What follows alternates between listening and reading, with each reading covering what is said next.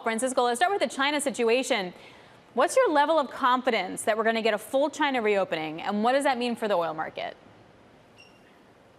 Hey, Alex, thanks for having me. Well, I think our level of confidence was a little higher last month. It's a little lower now. And part of it is, I think, the way that the reopening seems to be conducted. I mean, it looks like the level of vaccination rates is not particularly high in China, particularly with the most sensitive groups. And also, I think there is concern that the reopening may actually trigger potential hospital bottlenecks as well in terms of care as well as intensive units. So those issues could eventually delay the reopening and push it back. So I think everyone's kind of watching very carefully data points such as, for example, mobility, use of restaurants, hotels. Is the reopening going to lead to simply more COVID cases, or is it going to lead to more travel and just people being out and about? And I think with the little exposure that China's population has to COVID, it may be a little.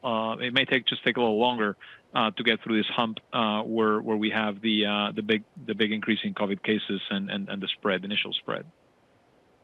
Francisco, we've got a lot to talk about. Good afternoon, it's Guy. Let's talk about what is happening with Russian crude. Do you have any idea, is it possible to get a good idea of how much Russian crude is now heading for Asia as a result of the imposition of the crude cap on Russia?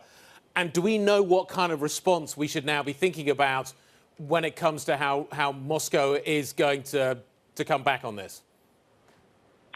Well, hey, Guy. So I think one of the big issues with Russian crude oil is the rules that we've seen the EU put around those barrels, and certainly the majority of this crude, and you can look at it on the tanker data, is heading out to Asia, right? So the majority, call it 80% of what was going to Europe in tankers, is likely going to head out to Asia, mostly India, China, but also Turkey.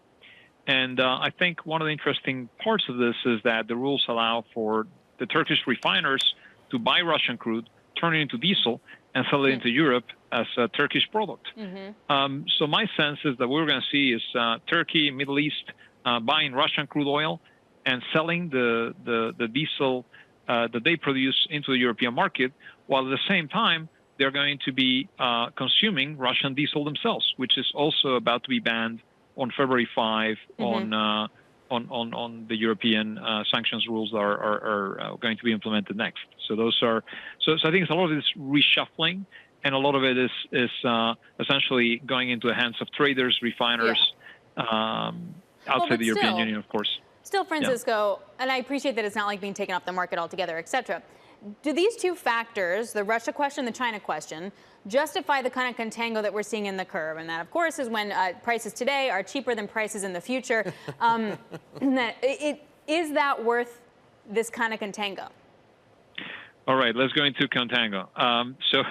Well, first of all, I mean, I think we have a bit of a soft patch right here. The contango, as you pointed out, is happening, but is very front loaded. It's occurred very quickly over the course of a few weeks. We've gone from a pretty steeply backwardated market where spot prices were trading meaningfully above forward prices with very significant premiums, and the market's kind of flipped in the very front end. The longer dated prices, so crude oil 5 years from now, have been a lot more resilient. And I think the answer is yes, probably with China not fully reopening and Russia being able to export crude oil without the disruptions that we were initially expecting. The answer is yes, we do have a surplus in the market right now, probably end of the year into the first quarter, that we weren't quite factoring in as much. And that's kind of why you have the contango. You have a modest surplus that you need to adjust for, and that's exactly what the market's done. Francisco, you make Alix very happy. I did happy. The opportunity to talk about a contango. She's been warming up to this all day. I kid you not.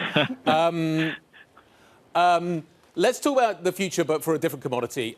What are you seeing in terms of European gas next winter? Fatih Birol of the IEA was alongside Ursula von der Leyen a little bit earlier on, and they were both warning that while it's going to be tough this winter for European gas, next winter could be even tougher because we won't have Russian nat gas to feed into the storage.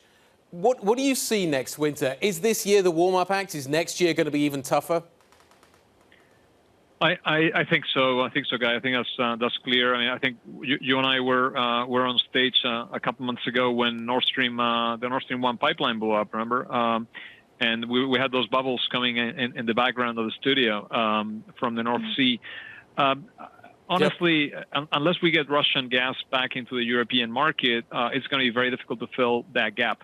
Now, let me just explain what's going to happen in 2023. You're going to have a lot more regasification capacity opening up, meaning that you're going to have all these ports that will be able to take LNG from different places in the world.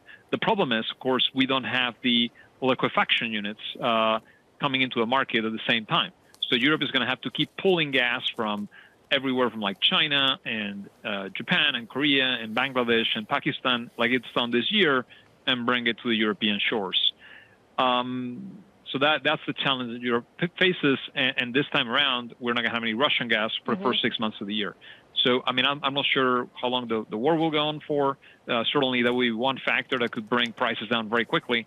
But the other thing to think about, remember, is that Russia, despite all this turmoil, remains Europe's second largest supplier of LNG after the US of A. So Russia is not only supplying, or used to be supplying, a lot of piped gas, but is also supplying LNG today and likely next year too. So that's another point of risk for the European market if Russia decides to redirect those LNG vessels or simply curtail those flows.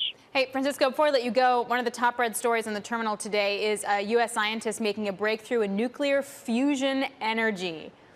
Is this a way to get funding, or is this like a viable thing that we need to think about over the next 20 to 40, 50 years?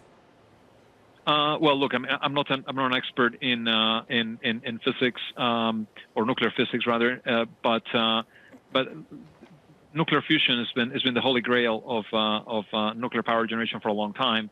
If you start to make real breakthroughs in that space, we could see a lot of cheap energy made available to the market. And again, I've always said, human ingenuity beats shortages every time, and I think eventually we'll see some of those breakthroughs. I mean, I think one of them, even on battery technology, despite the big increase in lithium prices, we're seeing actually potentially declines into battery prices into 2023 and 2024 because of advances in battery chemistry and other factors. So the same thing could apply to nuclear breakthroughs, but those will take longer to come together. Alix, I mean, this is probably a 2025, 26, 27 story, maybe longer. An experiment that works out rightly today doesn't mean it can be commercialized over the next year or two.